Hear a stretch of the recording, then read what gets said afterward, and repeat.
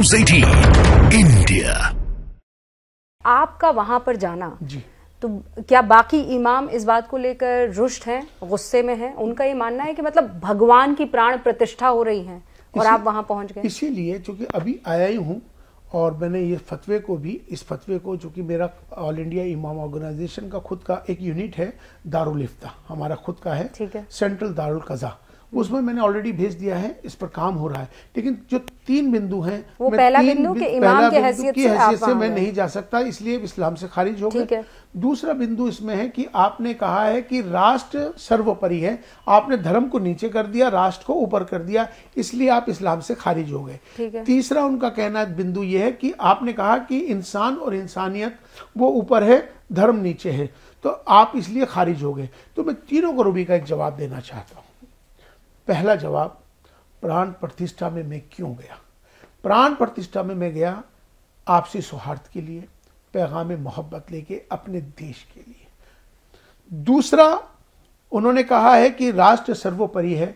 राष्ट्र सर्वोपरि मैंने इसलिए कहा कि हमारी सब, हिंदू अपनी आस्था से जुड़ा है, पूजा पद्धति है, मुसलमान अपनी आस्था है, इबादत करता है, हर धर्म अपनी अपनी आस्थाएं करता है, तो उनको सबको इजाज़त है। लेकिन हम ये कह रहे हैं कि हमें हिंदू नहीं होना, हमें मुसलमान नहीं होना, हमें ईसाई नहीं होना, हमें, अगर हम भारतीय बन जाएं तो वो मेरा इशारा भारतीय होने का था। इसलिए मैंने भारत और भारतीयता को ऊपर लाया, राष्ट्र सर्वोपरि है, इसलिए मैंने ये बात उस नज़र से कही।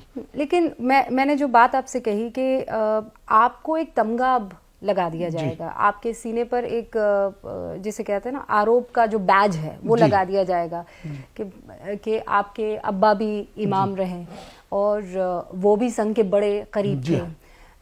पहली बार अगर आरएसएस मुखिया किसी मस्जिद में गए तो वो यही मस्जिद थी जहां हम इस वक्त बैठे हुए हैं, यहाँ पर आए थे। आप संघ के हमेशा से करीब रहे हैं और इसलिए वो आप पर आरोप लगा सकते हैं कि आप तो संघ के लिए काम कर रहे हैं। वही मैं बताना चाह रहा हूं कि मैं देश के लिए काम करता हूं, न मैं किसी पार्टी के लिए काम करता हूं, न मैं किसी संस्था के लिए काम करता हूं, मैं सिर्फ काम करता हूं अपने देश के लिए। राष्ट्र सर्वोपरि है, ये मेरा मकसद रहे। तीसरा उनका है इंसान और इंसानियत। तो मैं इस पर ये जवाब देना चाहता हूं कि हम इंसान हैं, इंसान एक करेक्टर है। अगर इंसान है, इंसानियत उसका जो करेक्टर है, दया का, रहम का, करुणा का, जो उसका काम है, जो उसका कर्म है, वो उसकी इंसानियत है। हम अच्छे हिंदू तब बन सकते हैं कि जब हम अच्छे इंसान होंगे। हम अच्छे मुसलमान जब ही हो सकते हैं कि जब हम अच्छे इंसान होंगे। तो इसलिए इंसान और इंसानियत को मैंने इस तरह से ऊपर लिया। समझने वाले की समझ है, उन्होंने जो समझा, उन्होंने एक कुफ्र का फतवा दे दिया। अब फैसला तो आप सबको करना होगा, तो कि देश को समझना होगा कि मोहब्बत वालों के साथ खड़ा होना है या नफरत वालों के साथ।